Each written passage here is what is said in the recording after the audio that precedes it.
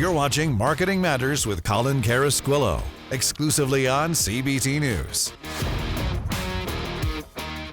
Hey there, this is Colin Carasquillo, Digital Marketing Director of the Nielsen Automotive Group and host of CBT News' Marketing Matters. Now, we want to introduce Marketing Matters, a brand new segment where we talk about the current state of marketing in the automotive space, as well as why it matters. The goals of this segment are fourfold. It's one, to educate you, the dealer community, on the current trends in digital marketing. Two, we want to create a network of dealers that have open communication to better each other. As I like to say, rising tides raise all ships. Three, we're going to give you some tips and solutions to ensure that your marketing is up to snuff to help you generate more opportunities for sales and service at your operations. And four, we just want to have fun. On this segment, we're going to give you some ridiculous yet relatable analogies, all from real-life experience with my daily job at the Nielsen Automotive Group. We're also going to lead to our Marketing Mastermind segment where we'll have the brightest brains in the industry come in and share some tips and tricks with you. And lastly, we're going to work our way to our Mad Marketing segment where my zany brain is going to bring you some real-time answers to questions. Sound good? Welcome to Marketing Matters. Hey there, this is Colin Carasquillo, host of Marketing Matters, and of course, Digital Marketing Director of the Nielsen Automotive Group, bringing you a true boots-on-the-ground perspective when it comes to your marketing. Now, today we're getting back to basics. This episode is called Nap Time.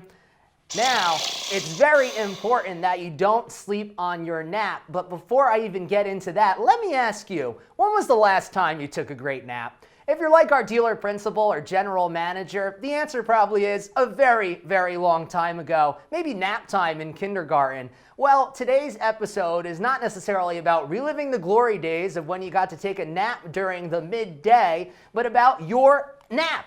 NAP stands for name, address, and phone number, and it's very important that they are present and consistent across all of your digital properties.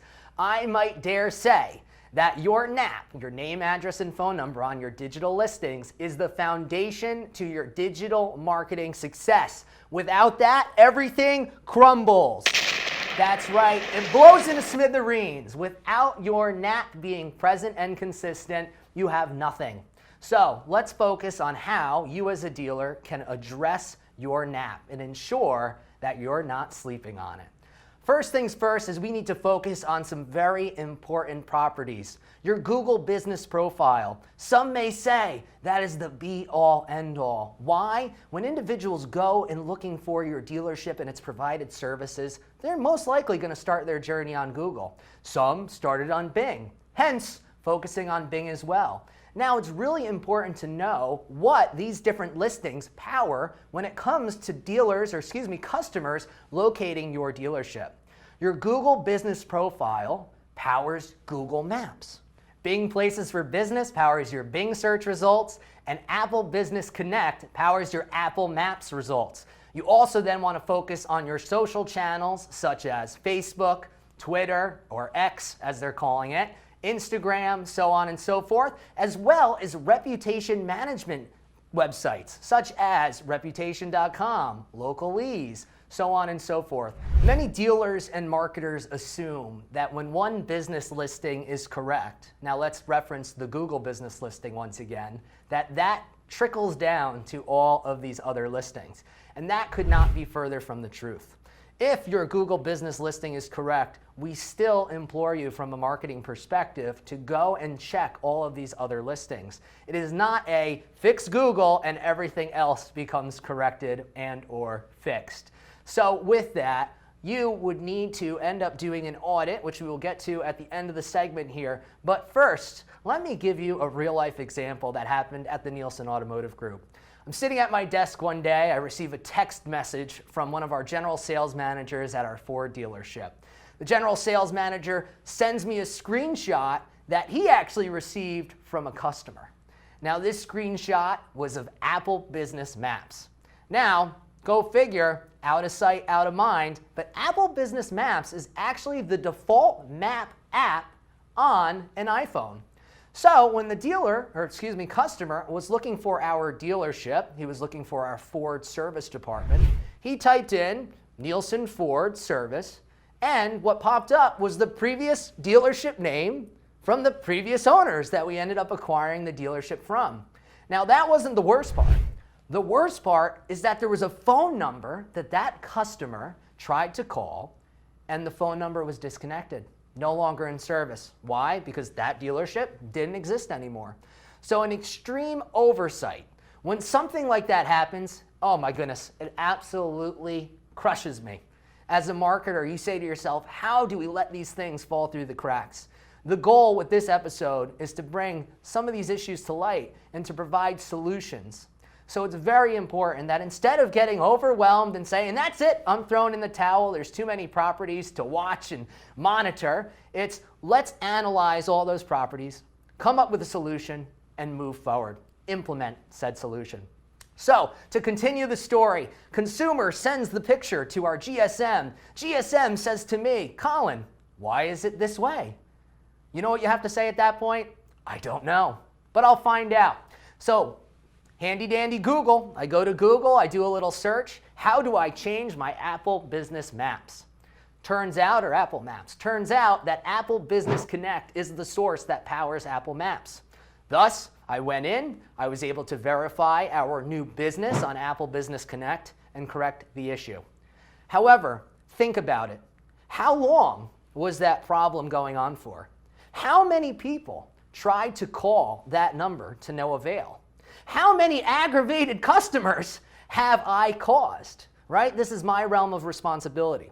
So ultimately, in order to prevent any of these issues from happening to you, I'd like to shed light just on some of the pitfalls of an incorrect NAP. Now, how do we fix the solution? In my case, I went to Google, I found out that, hey, Apple Business Connect is what powers Apple Maps. But then I said to myself, and this is what I'd like to share with you all, I need to create a cadence, a weekly cadence, where I am going in and auditing all of these different digital properties for the automotive group. So, how do I do that? Ultimately, what I will do now, and what I recommend to you, is go to Google, go to Bing. Do a search for your dealership's information or dealership name. When the results pop up, ensure that your Google business listing is there on Google. Ensure when you're doing your search on Bing that your Bing Places for Business is present. Now, if they're present, that's half the battle. You also want to ensure that all of the information, your name, address, and phone number, is consistent across those platforms. Now, I have some examples here for Nielsen Dodge Chrysler Jeep Ram, one of the Stellantis dealerships that we have within the Nielsen Automotive Group. Nielsen Dodge Chrysler Jeep Ram is the DBA name, right? Doing business as name for our dealership. It is not the same as Nielsen Chrysler Jeep Dodge Ram or Nielsen Ram Jeep Chrysler. These are all different ways that our dealership name has popped up on some of these business listings. And that is not a good NAP. There's no consistency within the name. Talk about examples of an address. Dealership's located at 175 Route 10 in East Hanover, New Jersey. 175 NJ10 is different than 175 Route written out 10 and different than 175 Route abbreviated RT 10. There's no consistency within the address. Now, phone numbers gets tricky because, of course, you can use call tracking numbers on all of these different platforms. And I believe, at least contrary to popular belief, call tracking numbers don't necessarily impact the quality of your name, address, and phone number. For marketing purposes, I definitely advise you use call tracking numbers on these profiles, these listing sites, so you can in fact see what kind of activity you are generating on those platforms. Now, ultimately, once you do that initial search and you see, okay, my name is consistent, my address is consistent, my phone number is consistent, you're almost there. You've almost completed everything you need to do to ensure that you have a great, consistent NAP across the board. What I'd also advise is that, hey, if there's inconsistent information, start trying to identify and figure out ways to fix the information. If it's a Google business listing that you do not in fact own, I would advise that you try to get ownership of the business listing. Now, this could be through current agency partners of yours. This could be simple as going through Google to ask, right? There's a process in place there to ask the current owner to provide you with ownership of the business listing. The same can be said for Bing. You need to go on and verify your business. Then you can start making edits to the profile to ensure that your name, address, and phone number are consistent across the board. You have to be exceptionally careful and diligent when you are looking at these different profiles. The other issue with it is consumers can recommend changes based upon their own opinion. Willy-nilly, I could show up one day and I could recommend that Nielsen Dodge Chrysler Jeep Ram is not in fact a car dealership, it's a pizzeria. And who knows, Google might say, Nielsen Dodge Chrysler Jeep Ram does sound like a really great name for a pizzeria. And let's, in fact, label them as a pizzeria. So you have to be consistent going in, looking at these different profiles, ensuring that the name, address, and phone number are consistent across the board, and do it on a weekly cadence. You also have some third-party providers out there, right? Dealers rely on the Auto Traders of the world, the Cars.com, Car Gurus, the list goes on. You have to ensure that, let's say your dealership went through a buy, sell, or acquisition, that old dealership name does not exist when someone's searching for your dealership or address. Make sure that everything out there with your name, address, and phone number is clean. So, let's review. If you are concerned with, hey, I have no consistency across my name, address, and phone number, first and foremost, put a process in place where you can go analyze the different outlets that you as a dealer utilize for traffic to find you. Go through that on a weekly basis, ensuring that you have a consistent name spelled the same exact way across all the profiles. Your address is listed consistently and the same across all your profiles, and that your phone number is in fact correct, that it routes to where it needs to go through. I couldn't tell you how many other horror stories aside from the one I just talked about with our Ford service dealership, where if you have call tracking in place or call forwarding, a number drops off, gets routed to the wrong department. The list can go on and on.